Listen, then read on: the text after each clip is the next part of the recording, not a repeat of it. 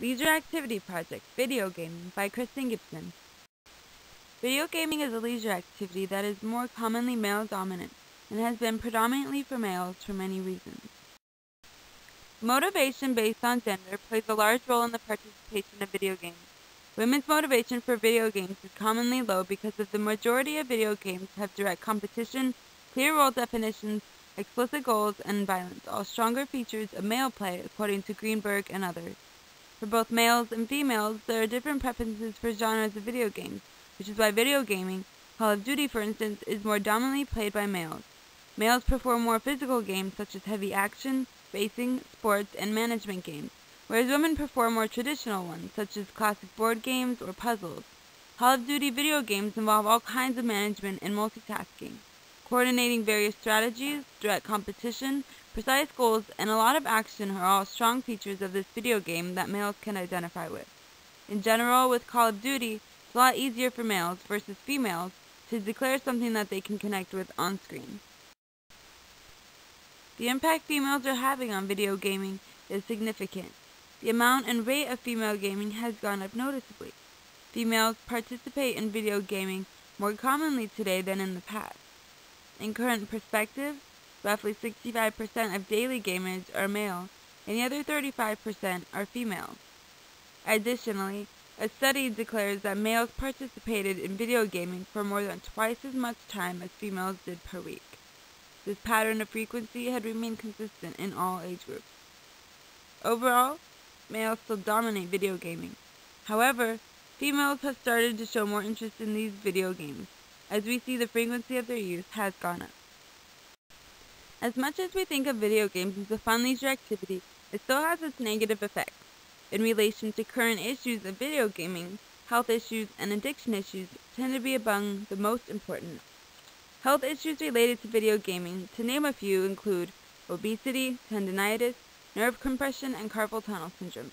Obesity is one of the more serious of these health issues because they can lead to further complications later in life, such as diabetes, cancer, increased risk for heart attack, and much more.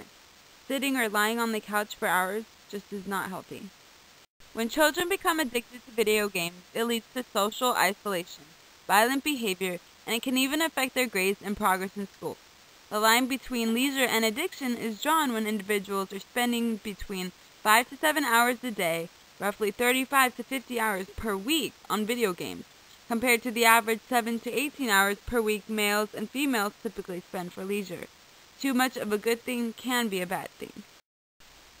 I think there have been historical changes in relation to female gaming because technology of gaming has advanced, and more game options are becoming available and appealing to females. The typical Barbie dolls and Polly Pockets haven't advanced so much. However, technology will continue to advance with us, which shows how video games have as well. My theory includes that female gaming is on the rise because of developing technology and the ease of access due to more female-directed games. According to the article Just Do It, It's Not So Easy, the information on women's leisure participation shows not only a range of leisure interests, but also an indication that leisure is important in women's lives. Some gains have been made over the last few decades in terms of accessibility to what used to be male activities, and the recognition that women need leisure for themselves. These gains do not mean, however, that women have equal access to leisure. Research has actually shown that women have less leisure time and resources for leisure than men. Overall, lack of time is a problem affecting leisure activity with women. In addition, feminism, the battle for equality and freedom for women, can relate to my chosen leisure activity of gaming. This leisure experience can relate to feminism in the article Excuse Me While I Explode, My Mother, Myself, My Anger, by Fink and Kansicki. This article is a story about a young lady named Miduro. We find that Miduro doesn't necessarily want to follow the footsteps of her mother because her mother's happiness and leisure time was low. Women's work and life used to be strictly in the home, and time for leisure activities was minimal. The story shows how societal factors and events affected the role women played. Miduro states, "Gradually, I began to notice that she never seemed to have a moment to herself. Simultaneously, I realized that my father, who took care of all the manly house chores, chopping wood, killing mice, still had time for a well-respected career and a whole slew of regular hobbies. Having read Majiro's story, we can see how feminism and leisure has come a long ways. Leisure activities are now seen as significant for both males and females. For me, being able to participate in a male leisure activity was actually very interesting. I've never played Call of Duty Black Ops, Call of Duty Zombies, or any other video games involving such multitasking before.